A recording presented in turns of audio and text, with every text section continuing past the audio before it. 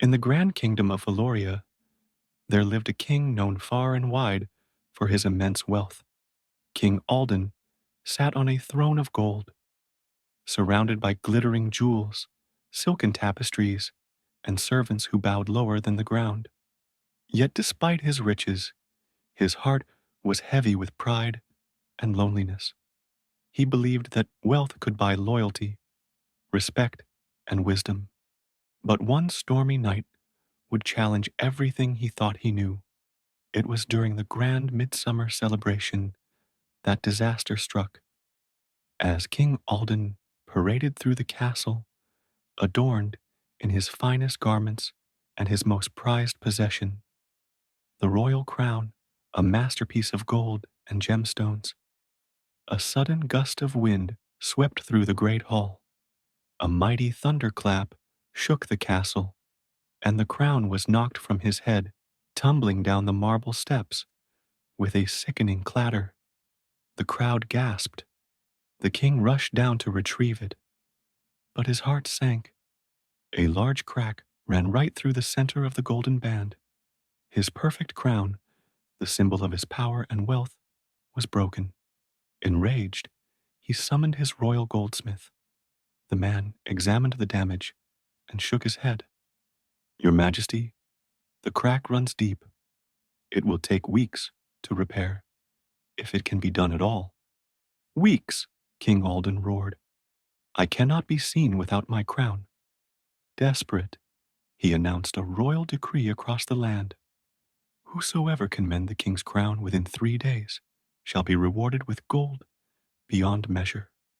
Blacksmiths, goldsmiths, and craftsmen came from every corner of the kingdom, but one by one, they failed. Some tried to patch the crack with silver, others attempted to melt and reforge the crown, only making it worse. Each failure fueled the king's frustration. As the third day dawned, hope dwindled. Then, just as the king sat in his grand hall, staring bitterly at the broken crown, a humble figure appeared. "Your Majesty," the man said, bowing deeply, "I am Corwin, a blacksmith from the village of Elderglen. I heard your call. May I try?" The king scoffed. "A blacksmith? This is a task for a royal artisan, not a maker of horseshoes." But Corwin met the king's gaze without fear. "Sometimes, Your Majesty, it takes fire and hammer to mend what is broken, not decoration." Intrigued and with nothing left to lose, the king agreed. "You have until sunrise." Corwin took the shattered crown in his calloused hands and left for the palace forge. The night grew cold, and a heavy mist descended, shrouding the castle. Rumors spread. Could a simple blacksmith succeed where the finest goldsmiths had failed? In the forge, Corwin worked silently, his face lit only by the glow of the flames. But he did not simply melt and hammer. He examined every detail, every hairline fracture. He studied the crown's structure and realized that the crack had not come from the storm. It was flawed from the beginning, made for beauty, not for strength. At midnight, the king, restless and curious, crept into the forge, hiding in the shadows.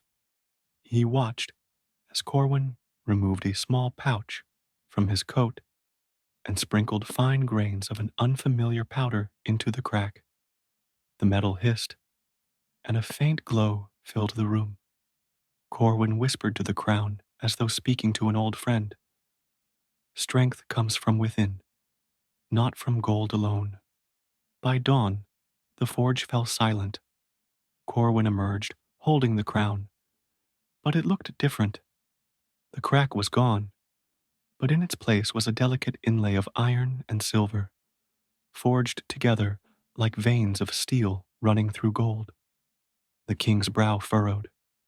"You have changed my crown." "I have made it stronger, Your Majesty," Corwin said calmly. "The crack was not a wound. It was a weakness, hidden by wealth. I forged integrity into it. Now it will not break, no matter the storm. The king hesitated. He placed the crown upon his head. It felt heavier, but sturdier. In that moment, he realized the weight was not from gold or jewels, but from the strength that came from something real.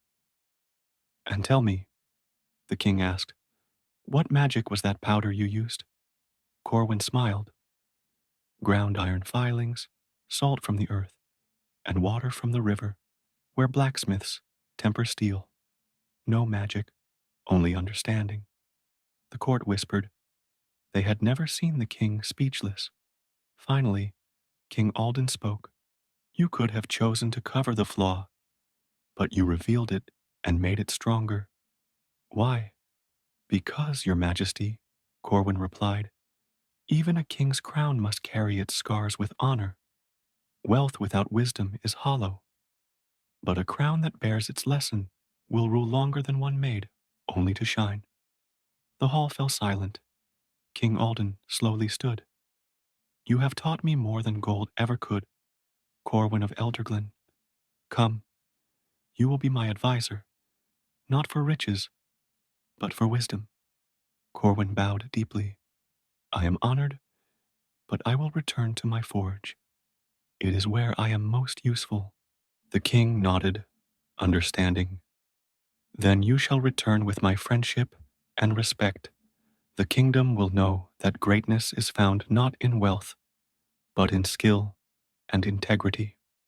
From that day on, King Alden wore his repaired crown proudly, not as a symbol of riches, but as a reminder that true strength lies in embracing flaws and forging them into something stronger.